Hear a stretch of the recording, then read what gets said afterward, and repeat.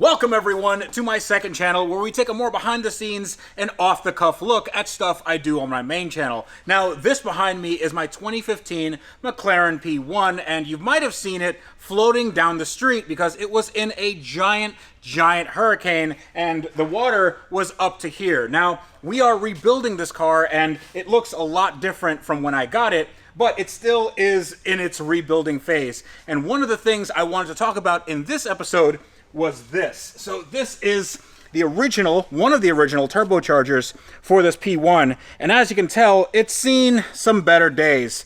The turbo doesn't spin at all, and honestly, this is something, if I wanted to put it back together to stock, this is something I would have to rebuild, but we're not rebuilding it because we have some very lofty goals for this car. In fact, I want this car to be the fastest McLaren in the world. And the only way we can do that is by upgrading these, and the only way to do that is by visiting someone very, very special. Now, I am far away from home. I'm actually in the Netherlands because this is a place where they make quite a bit of parts, quite a bit of bespoke parts, and one part in particular I want for the P1, and I am in a place called Tachon. And if you guys don't know what this place is, you are gonna geek out because it's amazing. Now, the person that told me about this place, he actually works here. He's in charge of all the engineering. His name is Timo, and Hi. He is going to be telling us all about what you guys do and also what you can do for the P1 project. Yeah. Hello. Yeah. How are you? So what is it that you guys do here at Tachon? Yeah, we're talking. You just showed it. Of course, we have a motorsport activities and race and rally cars, but on the other side, we are an engineering company who is in full speed of developing turbocharger systems, and especially also the McLaren P1 back in the days. Yeah. So for those of you that don't know, Tachon was the original manufacturer of the P1 turbos. So you'd think that, you know, McLaren does everything. McLaren doesn't actually make anything, make anything at all, because they have to farm out the engine and the transmission and the hybrid drive assembly and the turbos to people like you, because you guys have a big motorsport background and a big engineering background. Yep. And you can have turbos that match basically any application, right? Yeah, completely bespoke up to customer request. From motorsports or single prototyping towards low series volume projects that we can support. So. And everything in between. Yeah. So yeah.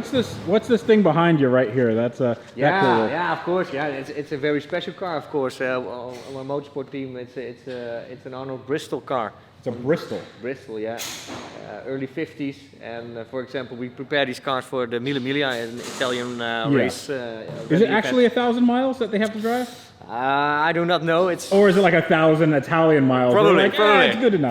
Probably, yeah, yeah. So yeah, and these are the typical cars that that we maintain, but also, for example, do full engine rebuilds or again, what the application requires at that time for that kind of customer. So whatever you guys need is, whatever anybody needs is what you guys do. Now you guys know that we have a ton of cool projects here on this channel, and what you might not know is that every single one of these projects takes up a ton of time, and unfortunately, that can lead to some burnout. I had a lot of burnout last year trying to manage everything, but that's when I turned to BetterHelp, which is today's sponsor. So BetterHelp helped me tackle my daily stress and navigate out of that burnout phase. Now I realized I needed help when I would come to my shop and feel overwhelmed almost immediately.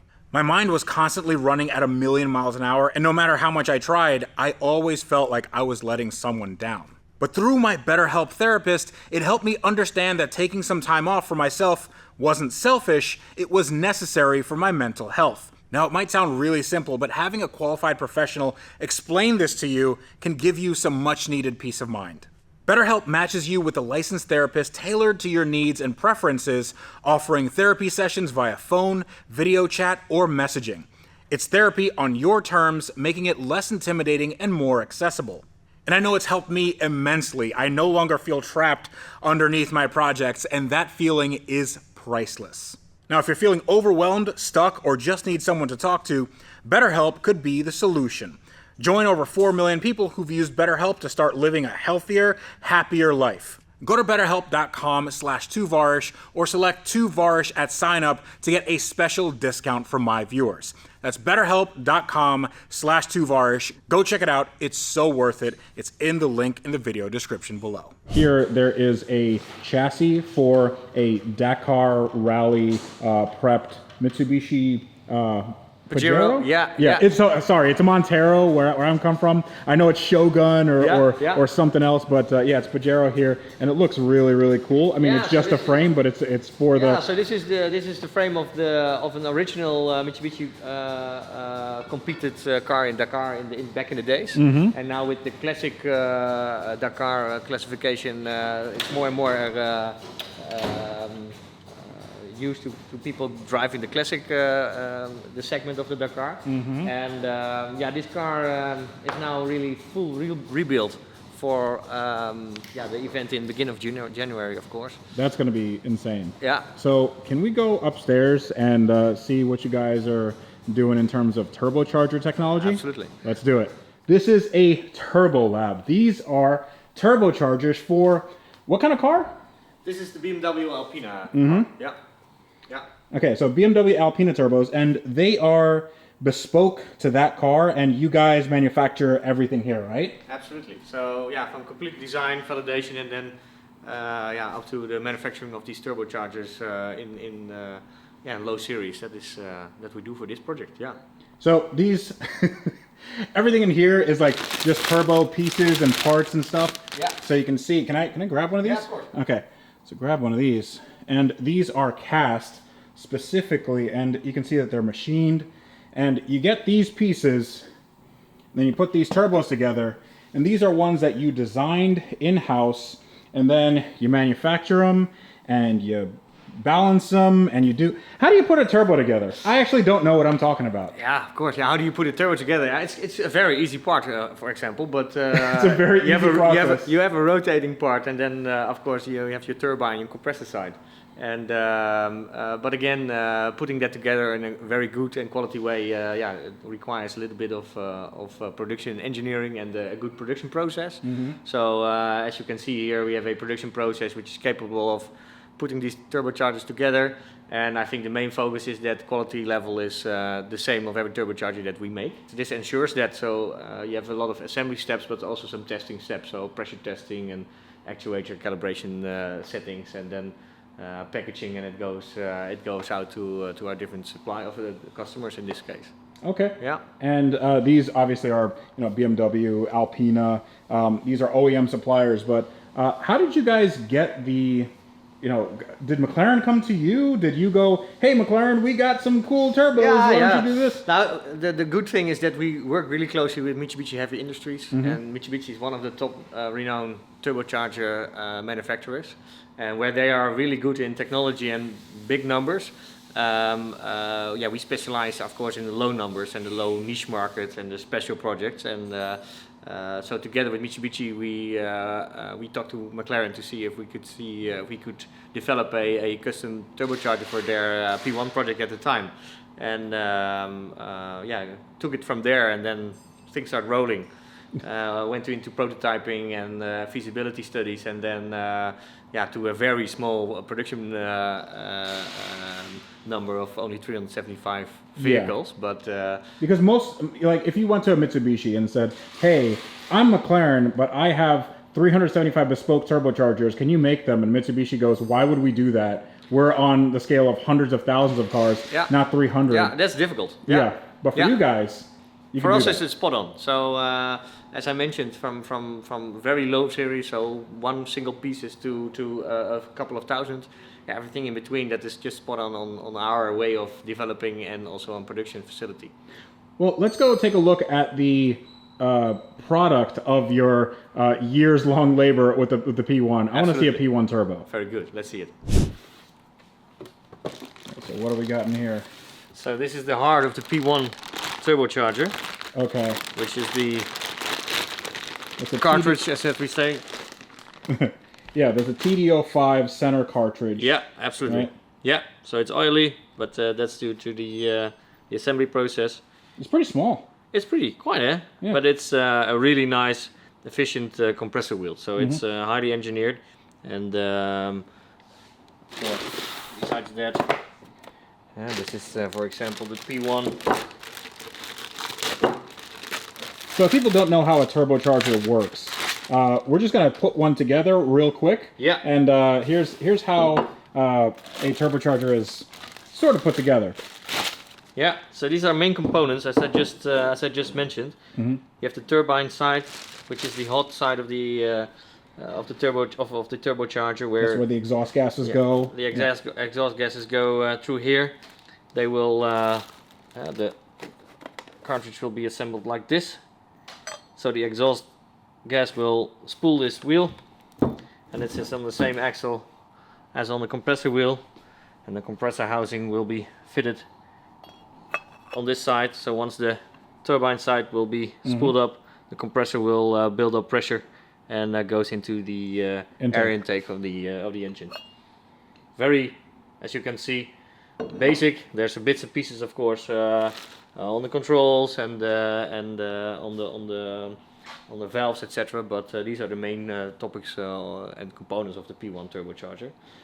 So this, for my power goals of 1300 horsepower, probably won't be enough because these are quite small. They are very engineered. You can see the vane design here is quite intricate and very cool, but I think we can go a little bit bigger, and that's why this guy is right here. So these are the stock turbos from a McLaren 720, and already you can see that this is, if we compare sizing right here, so this is where the exhaust gas goes in on a P1, and then that's where the exhaust gas goes in on a 720, and you can see that this is divided. It's a divided housing, and that's for, actually, what is that for? So, as you can see, this is a mono-scroll, single-scroll turbocharger, which is feeding up to one scroll. And if we look into the 720S specification, it's a twin scroll, and you can easily see it also on the design, on the turbine housing, the two. So that's all working on getting a more efficient and more responsive turbocharger performance. And not all engines are suitable for it, but of course the 4-liter specification has the option now that it's a twin scroll. And one of the other big differences is that at the time of the P1 it was all a pneumatic assembled controlled turbocharger. Now the 720S is using the electronic components, so the electronic wastegate actuator and the electronic bypass valve control. Yeah, that's really interesting because so on my 675 LT, I have this guy. So this is the blow-off valve or the bypass valve, and this bypasses. This essentially, when you close the throttle on a turbocharged car, the turbocharged air, the boosted air, the positive pressure air rather, has to go somewhere, and this valve opens up and allows it either to go into the atmosphere or go back into the intake stream instead of going back and spinning the turbo backwards, which introduces a lot of bad things to the turbo, and it's not very good for performance. But here is really interesting because this is a electronic wastegate actuator, correct? Yeah, absolutely. So the wastegate is this valve. Which is controlled by this electronic wastegate actuator, which opens and closes the valve. So usually that would be just controlled by a boost reference, like a vacuum little diaphragm right here, and then that would go in and out based on how much boost the engine is actually making. And this is now going to be controlled by the ECU. So it's independent of the boost it's actually making, which means that you can close this, you can make more power down low, you can have it fully open. Like, there's a lot of things that it could do. And the wastegate, what it actually does is it regulates the amount of boost. So this, if it was completely closed, if it didn't have this little flapper valve here, you would blow the engine quite quickly because the engine would run away. You just make tons and tons of boost. You wouldn't have enough fuel. You wouldn't have enough time. You would have a lot of detonation. And what this does is it allows you to bleed off that boost. This goes back into the exhaust stream, and it allows you to control that boost so you can have a nice linear boost curve. Did I say that right? Yeah. Okay. I could not say it any better at this time. So that is compared to the P1. This is slightly bigger. Also, if we look into, I've got the compressor housing of the 720. the compressor housing of the P1. Yeah, you can see You that. can see quite a larger compressor wheel will fit in. Yes, so there's quite a big size difference there. You know, it's you versus the guy she told you not to worry about. That's Yeah, and of course, and then yeah, if we have to create even more performance and more boost on the turbochargers, we probably have to go a little bit bigger in size of wheels, even more.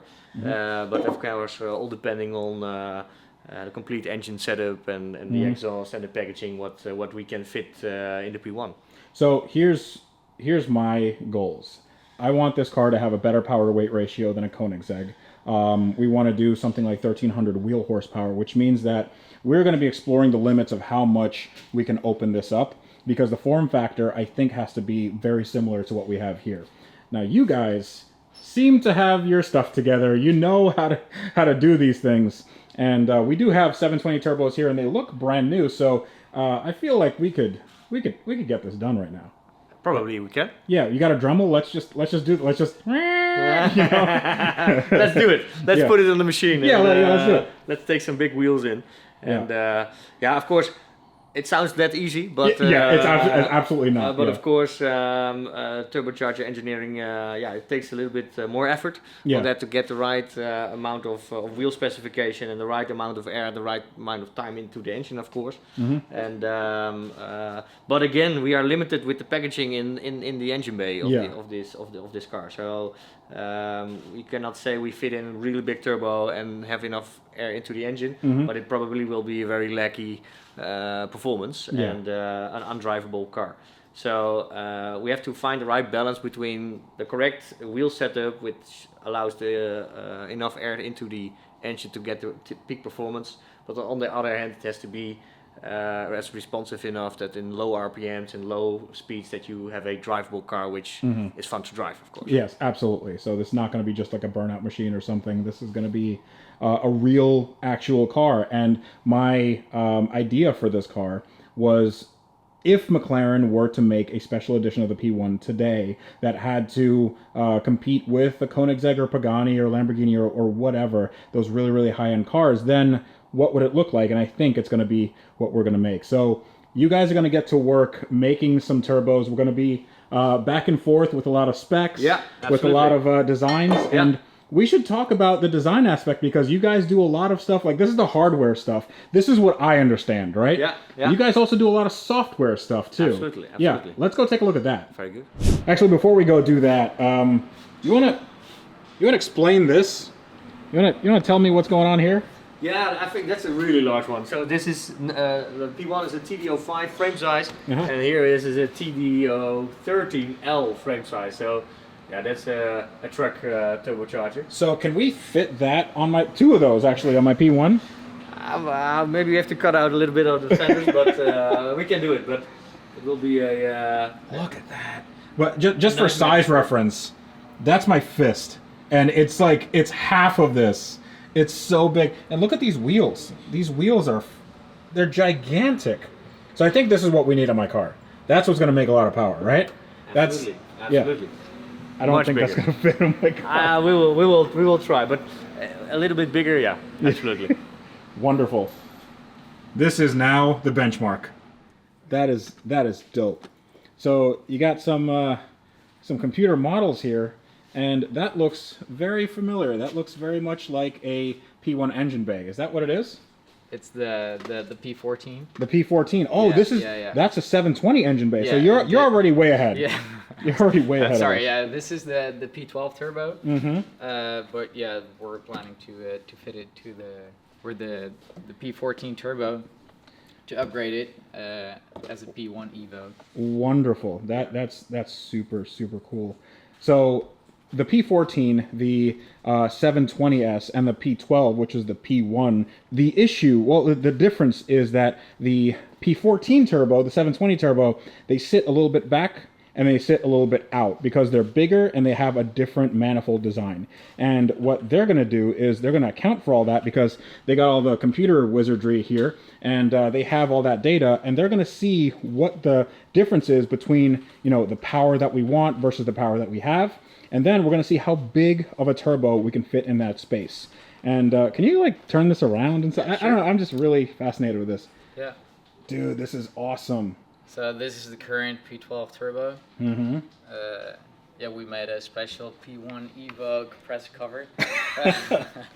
That's yeah. so cool. How much power Yeah. do you think we can get out of this? Yeah, hopefully around 1600. So, Okay, good. Well, that's the goal at least. Yeah. Well, let's make it 2,500. You know, Let's make I like a nice 2500. round number. Yeah, very good, very good.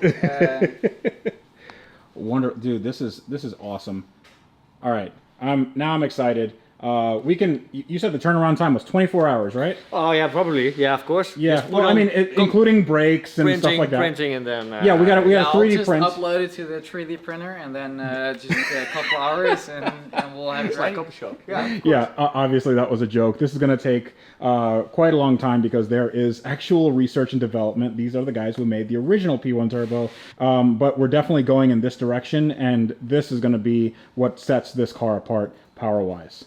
Okay, so we have a Lancer Evo 6 that you guys have out here in your car park, and you have some interesting toys, you know, from the rally world, from the sort of high-powered saloon world, and also a little FBRX7 that is yours, right? Yeah, it is, yeah. Awesome. So this is the 4G63 2-liter turbo, and you guys made that. Is cool. Yeah, it looks OEM, like we wanted to. We wanted to keep the turbo also a bit OEM, but we changed it to ball bearing. So it still has the Mitsubishi OEM spec, but then ball bearing to see what's different, to see if it's better. Yeah. And therefore we made a custom tubing. You see our little logo here as well. That's interesting. So what did you make it out of?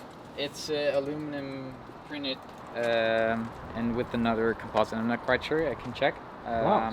So you just 3D print aluminum, and that turbo is, I don't know if you guys can see this, but that turbo is way bigger than stock. Is this an Evo 9 turbo? Yeah, up to that Evo 9 spec with the ball bearing upgrade at this moment. Yeah. Okay. And we use this car as our testing machine. So it's driven every day, and we collect data and to see where we can improve a little bit more and better, and learn on new technology. It is super clean, and it has, well, this is the car that you guys drove me in on, and it had like something like 160,000 kilometers on it. Well, yeah. Yeah. It drives great. It's a daily driver. Yeah. Yeah. And you have the remote. Are these Olins? You said? No, these Proflex. Proflex. So rally purpose coilovers.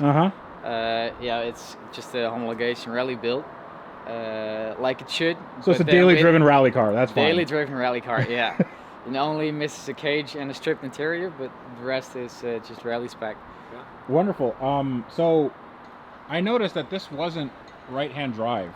Yeah. I've never seen one not right-hand drive. Oh, really? I didn't know that they made them not right-hand drive. We even had two of them. yeah, but of course they are rare. I think for Mitsubishi Evo to find them left-hand drive, but it's a factory left-hand drive car. So Yeah, the purpose was one rally car and one mechanics auto. Stage reckoning car. Yeah. So yeah, the goal was one purpose-built rally and the other one to check the course to make all the notes. But that plan was changed, and now this is just an experimental validation car. If you find any like this in left-hand drive spec, I will buy it and bring it over. You must. Yeah. So please tell, is this one for sale? How much? How much? No. Come on, hold out your hand. No, never. It's never for sale. It's so much fun. We will not let it buy. No. Okay. No. There you go.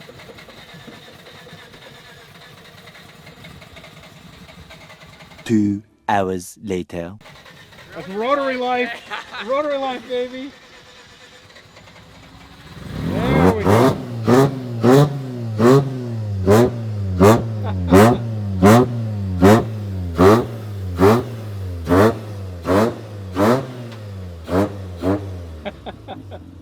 Perfect.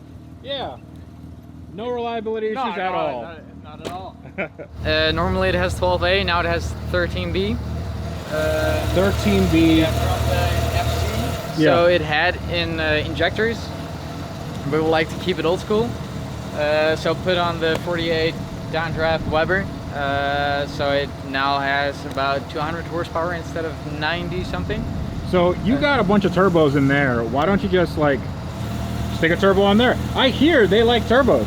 They definitely like turbos, but yeah, it's a Weber. Who doesn't like Webers? Yeah, it was good. I like this a lot. I like the wood spacer here. Dude, this is amazing. All right, now you have to leave it idling for I like the fuel. Yeah. Yeah, that's fine. That's good. That's good. Do you premix? Yeah, definitely. You have to. Yeah. 100%. Dude, this is super clean, man. Yeah. Thank you for showing me this. Now those guys have a lot of work to do. They have their hands full, certainly. But I think in the next episode or the next update on the turbos, you should see something really, really fantastic. And I'm super excited, but these things do take some time. So I don't think it's going to be in the next day or so. I think they're going to have some weeks or months ahead of them in terms of development, in terms of getting all the power they can out of those turbochargers. So I wish them the best of luck. Definitely go check them out in the link in the video description below. But until next time, thanks for watching. I need to get back to work.